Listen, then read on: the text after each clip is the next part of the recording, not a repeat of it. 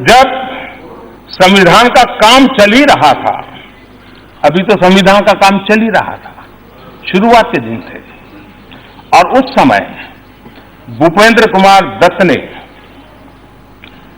उसी संविधान सभा में जो कहा था, उसे आज मैं दोहराना चाहता हूं, क्योंकि जो लोग हम पे आरोप मढ़ रहे हैं उनके लिए समझना बहुत जरूरी है।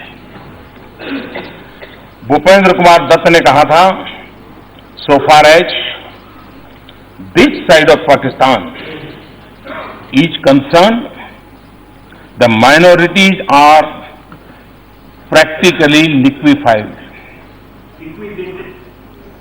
Liquidated. Practically liquidated.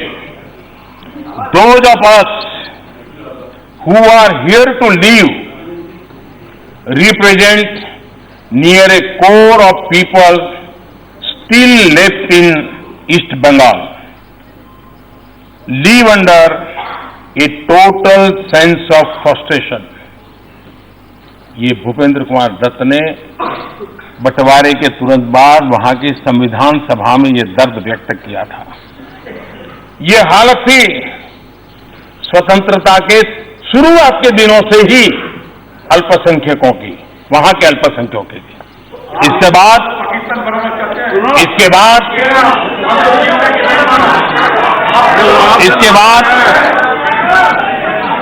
पाकिस्तान में स्थिति इतनी खराब हो गई कि भूपेंद्र दत्त को भारत आकर के शरण लेनी पड़ी, और बाद में उनका निधन भी ये मां भारती की गोद में हुआ। तब के पाकिस्तान में आपके लिए तो कुछ नहीं हुआ जी, कुछ नहीं हुआ। आपके लिए तो सामान्य, हाँ आए तो आए, मरे तो मरे। यही आपकी सोच है, यही आपकी सोच है महापुरुष,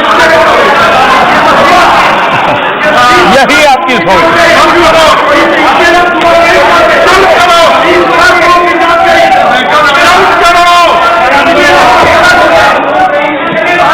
माननीय अध्यक्ष जी,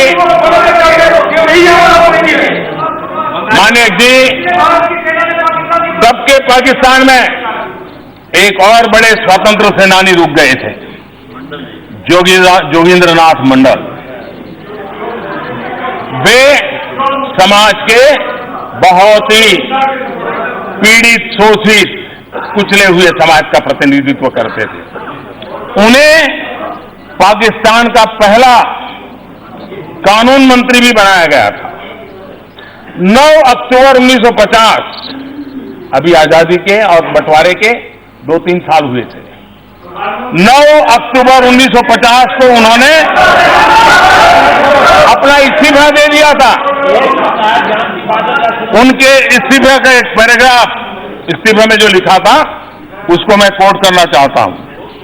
उन्होंने लिखा था, I must say that this policy of driving out Hindus from Pakistan has succeeded completely in West Pakistan and is nearing completion in East Pakistan. उन्होंने आगे कहा था, Pakistan has not given the Muslim League entire satisfaction and a full sense of security. They now want to get rid of the Hindu intelligentsia so that the political, economic and social life of Pakistan may not in any way influenced by them. ये मंडल जी ने अपने इस्तीफे में लिखा था। इन्हें भी आखिरकार भारत ही आना पड़ा, और उनका निधन भी मां भारती की गोद में हुआ। इतने दशकों के बाद भी पाकिस्तान की सोच नहीं बदली है। वहां आज भी अल्पसंख्यकों पर अत्याचार हो रहे हैं। अभी अभी नानकाना साहब के साथ क्या हुआ, वो सारे देश और दुनिया ने देखा है। और ये ऐसा ही नहीं है कि सिर्फ हिंदू और सिखों के साथ होता है, और भी माइनॉरिटी के साथ ऐसा ही जुल्म वहां होता है। ईसाइयों को भी ऐसी ही पीड़ा झेलनी पड़ती है। सदन के में चर्चा के दौरान गांधी जी के कथन को लेकर के भी बात कही गई। कहा गया कि सीए पर सरकार जो कह रही है वो गांधी जी की भावना नहीं थी। खैर, कांग्रेस जैसे दलों ने तो गांधी जी की बातों को तो दशकों पहले छोड़ दिया था।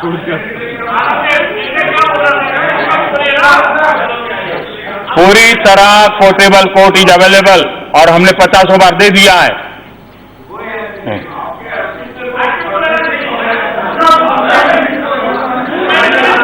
लेकिन आपने तो गांधी जी को छोड़ दिया है और इसलिए न देश आपसे कोई अपेक्षा करता है, लेकिन जिसके आधार पर कांग्रेस की रोजी रोटी चल रही है, मैं आज उनकी बात करना चाहता हूं।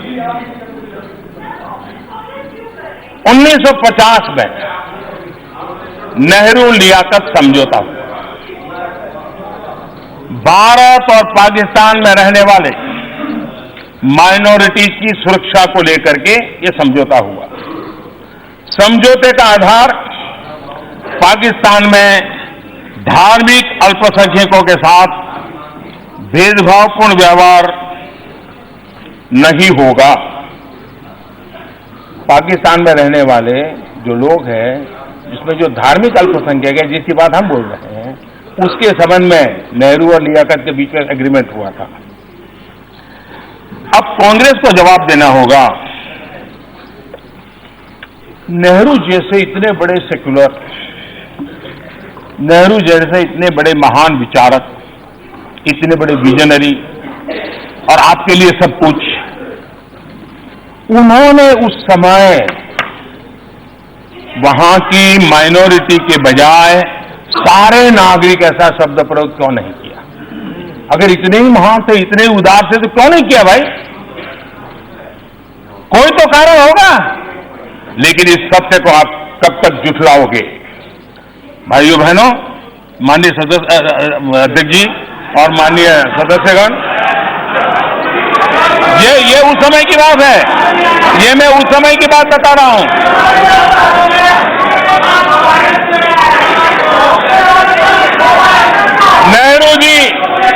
नेहरू जी समझौते में पाकिस्तान की माइनॉरिटी इस बात पर कैसे मान गए? जरूर कुछ न कुछ वजह होगी। जो बात हम बता रहे हैं आज, वही बात उस समय नेहरू जी ने बताई थी।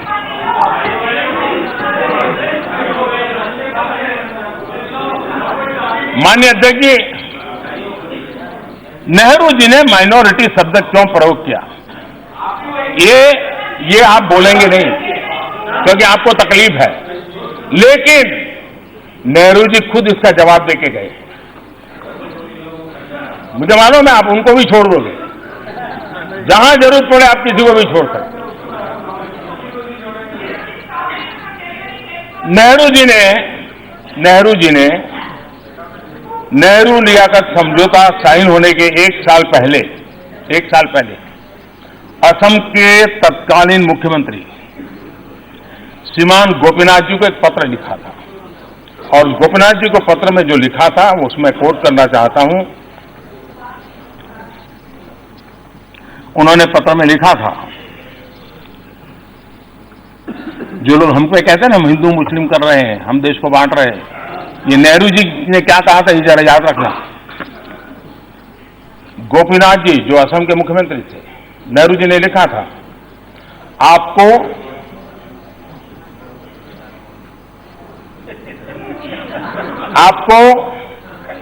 हिंदू शरणार्थियों और मुस्लिम इमिग्रेंट्स, इसके बीच फर्क करना ही होगा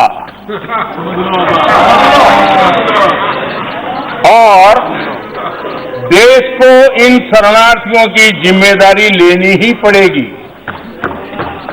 उस समय असम के मुख्यमंत्री को उस समय के भारत के प्रधानमंत्री पंडित नेहरू जी ने लिखी हुई चिट्ठी है।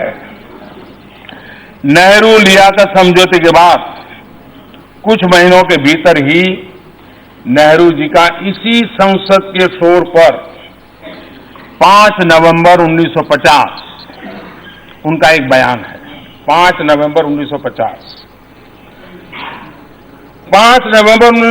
नेहरू जी ने कहा था, इसमें कोई संदेह नहीं है कि जो प्रभावित लोग भारत में सेटल होने के लिए आए हैं, ये नागरिकता मिलने के हकदार है और अगर इसके लिए कानून अनुकूल नहीं है तो कानून में बदलाव किया जाना चाहिए। 5 नवंबर 1950